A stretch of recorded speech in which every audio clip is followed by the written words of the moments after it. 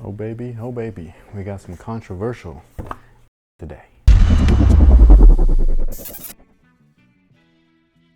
Yo, what's good guys? My name's Chris. Welcome back to the official WearTesters.com YouTube channel. Today we got something real interesting here because we got some bootleg Jordan 1s, but they're called the Air Kiys, or now they're just called the Kiys because, you know, the Air thing is owned by somebody. I don't know who, but it's owned by somebody. And this whole thing is just like kind of messy right now. We're gonna try to float through it. I'm not gonna go over all of the drama and all of the issues and concerns. I'm sure that you guys are already leaving your comment. No, somebody owns a Thunderbolt. Somebody that I know all this, man, okay? I'm just here to talk about the shoe, the product itself, cause these are not cheap, man. These are $300 a piece. And they're on pre-order, so like you gotta wait a minute and all that stuff. And I don't know how long they're gonna be able to sell these things for because of this thing right here and the other people that are doing similar Nike patented the fuck out of the design, which never happens. They patent the tech, the air, and the logos, the copyright, those things. But yeah, they copyrighted the design patent, which is wild. And it's all for footwear. They did it on the lows, the mids, and the highs. This is an artist rendering. And we're allowed to do that. We don't have any branding on it, none of that stuff. It's the same thing as when you go to a convention, like a sneaker con, and you got those guys that have their like, you know, like Anderson Blue and stuff like that, and they got their sneaker drawings. It's just shit. It's just an artist version, artist rendition. That's perfectly legal. Full-on copying footwear is not. That's different.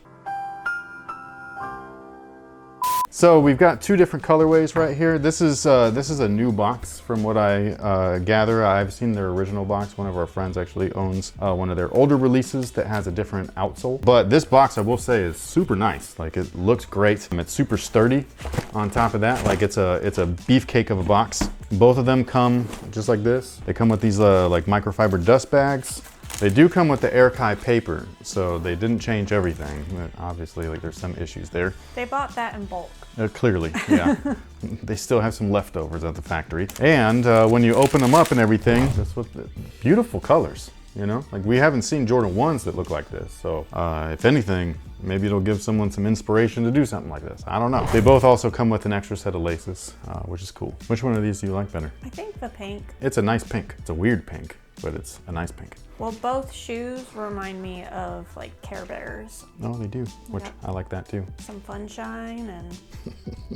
Yeah. It's an interesting time in the sneaker world where a lot of people can't get something like an Air Jordan 1 or like a Travis Scott Air Jordan 1 or whatever it is. And so with that, you have people finding solutions to do it themselves, whether that be by bootlegging the shoe themselves or buying a bootleg of the actual shoe, you know what I mean? Like if you were to buy like the Travis Scott fake or whatever and stuff like that, which we've actually taken a look at before, and I couldn't believe how they looked real, man. It was crazy. We're far from the SpongeBob Jordan days. Squidward. Okay, like if you guys don't remember that, there was even Obama Jordans, there was clear Jordans, there was all kinds of weird. Apparently, we're far removed from that, and nowadays you can get like Jordans, just they're not real or whatever, even though you would never know. And that's pretty much what this is. A lot of people had a big problem with the fact that it's a bootleg or whatever, and they just, you know, took the swoosh off and put a Thunderbolt on the side. I really don't know why they are cool with Bapes though, you know, because those same people are cool with Bapes, and I've always been like, but Bapes is just a fake Air Force One. Like, why would you buy that instead of the Air Force One? And everybody's like, nah, man, that's designer. I'm just like, no, but it's designer bootleg. It's all it is, you know? Like, I don't see the difference between that and this. And then there's those Vans. I don't even remember what they're called, but they got a Thunderbolt on the side too instead of the Van stripe. And people love those things too. And I'm just kind of like, so why is it that you like Bapes and those fake Vans with a Thunderbolt, but when you see this, you got a problem with it? I really don't get it. Maybe somebody can explain this to me. I'm not sure. I see them all as the same thing. They all bootlegs, and either you like them or you don't. They're all hella expensive too. So what do you get for your money? That's what I really wanted to know. Like, what are you getting here for your 300 bucks? And it's a really nice box. I'll be completely honest with you guys, you get a really nice box. I like the box a lot. The shoe itself, it's okay. None of this is worth $300. I was really surprised actually, because some of the pictures of some of the OG looking colorways, like the Shadows, the Black and Reds, the Black and Royals, the materials on those looked mad nice from pictures. They were like textured and tumbled and all this stuff. This though, especially this yellow one's stiff as This material, it's leather, but like it's just the cheapest leather. It's like Jordan 1 mid leather, maybe even a little bit less than that. I don't know, it's real interesting. Like when you crease it, like the material, the polyurethane coat that they spray on the leather is coming away from the actual leather. Like that's how cheap it is. So that's where I'm just kind of like, that's a bit of a bummer if you're trying to support the brand or trying to support this person, trying to support this bootleg thing, and that's what you get out of it. I think that that's a bummer. One of the things that they did change though between this release and their initial ones are the outsoles. So like these, obviously they have the non-Jordan 1 outsole. This is different than some of their other stuff that was a legit straight up one-for-one bootleg minus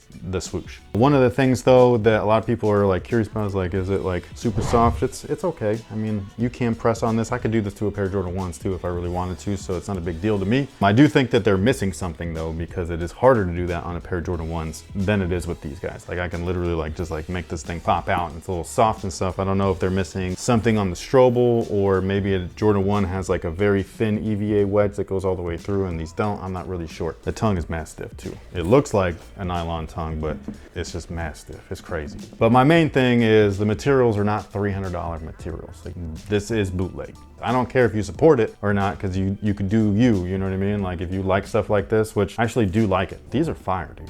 These are dope, okay? I like these. I think these are clean. Would I prefer them if they were Jordans? Yes, but I also like that they're not Jordans, you know? Even though they are. They're a little bit different. So I like that. I also like the whole concept of like, oh, the big corporation is sitting there counting their money and they don't give a about none of us. So why should we give a about them? All we want is access to the product so we can shut up and give you our money, right? That's the main thing that we want to tell Nike Jordan brand, like, hey, we will buy these shoes to make them available so that like it's not a bunch of resellers or bots or whatever scooping all of these things up. They've been failing to come up with some sort of solution. I mean, it's been what, 7 years, something like that? Like it's just gotten worse every year. Like it's harder and harder and harder to get a pair of damn Jordans, especially a pair of Jordan 1s. So yeah, when somebody does something like this, it's like a the establishment type of thing, and I like that because it's going to force them to change their ways. All it's done right now is force them to patent the design for footwear. But yeah, hopefully it also changes the launch procedure. Also, I think that the launch procedure on something like this is very important to take into consideration, because these are all based off of a pre-order, which means whoever wants one can get one as long as you shell out the money, and you just wait for them to be made and they will send them to you. I didn't get scammed. I see a lot of people saying that they scam people and stuff. I didn't get scammed. I just waited. I waited a long time, but I waited and I got my shoes. I paid for them. I got both of them. I actually got them within like a week of each other. It was probably rushed because of the whole copyright on the design thing. I do think that if Nike or Jordan Brand or both would just say, hey, this is the Travis Scott Jordan 1 or whatever,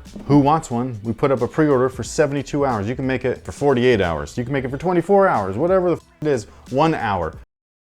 What, no one order or 1 hour? Like that's too little time for you? You're giving me flashbacks to trying to buy Hamilton tickets and how stressful that was. Those aren't pre-order though. Those are like, there's only so many seats. But they had such a problem taking the money. That's because there was that many people on the thing. And yeah, so that's what try I'm buying a pair of imagining. shoes. That's what I'm saying. imagining. That's what I'm saying though. So like as long as it's a pre-order though, that's how we do our shirts and stuff. We're open for 4 days. This design is going to be available to anybody that wants to order one for those 4 days. After the 4 days, we got to close because we actually have to make the stuff now. We can't just leave it open forever. I understand that. And that's what they do. That's what this does. That's what a lot of people do. So it's like, why can't you just, as Jordan, I mean, you're Jordan Brand, dude. You have no reason not to. Open up a pre-order. It doesn't have to be for every colorway. Make it for the special ones, right? And just let people buy them. I don't understand why this guy could do it, but you can't do it. You're Jordan Brand, you can't do it, but this guy could do it.